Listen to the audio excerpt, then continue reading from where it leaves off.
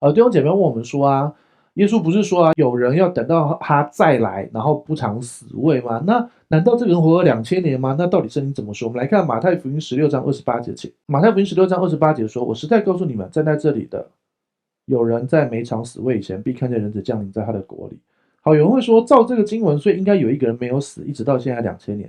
可是其实谁告诉你看见一定是那种看见呢？所以我们可以来看几个圣经经文，启示录1章19节，启示录1章19节。好，我们首先在看启示录1章19节之前，我们先想一下哈，来，耶稣说站在这里的人，有人在每场死会看见，那这个人是谁呢？我相信是约翰，因为有些神迹发生是约翰在他大概100岁的时候才死，然后写启示录，他之前被人家放到油锅里面炸都没事，经历了神迹奇事，而按照这个经文启示录他写了，他说神对他说，所以你要把所看见的和现在的事并将来必成的事都写出来。所以神是不是让约翰看见现在的事将来必成的事都写出来？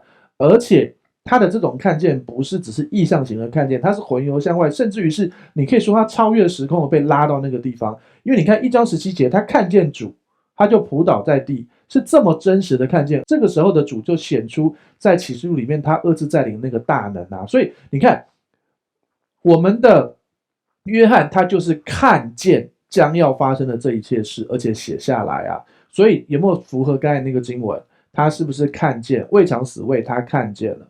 所以啊，我们再看几个经文吧，一样是启示录哈，启示录6章1节请。而且你看，它是整个故事要看啊。启示录6章1节，我看见羔羊揭开七印中的第一印，所以你看，他看到了羔羊，羔羊就是要再临的羔羊啊，然后第一印，然后这一切开始了，对不对？所以他是不是看见？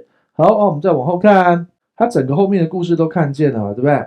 他看到了敌基督，他看见了各样的事情。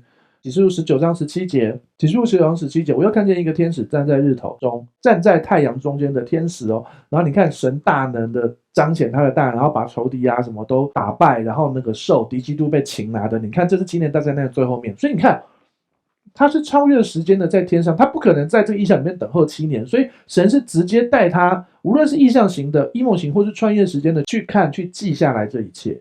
OK，所以他是不是亲眼看见？所以简单这样说，马太福音那个经文，我们会以为他必须是活着才能看见，谁告诉你呢？对不对？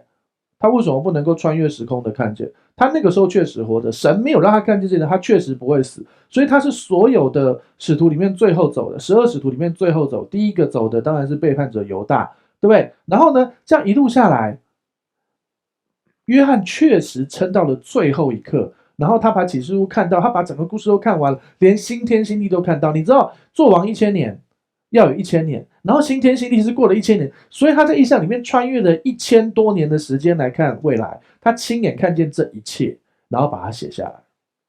这就是那个预言成就的啊，必看见我第二次再临啊，然后他未尝死味啊，所以是不是这样就成就了呢？希望你回答你的问题。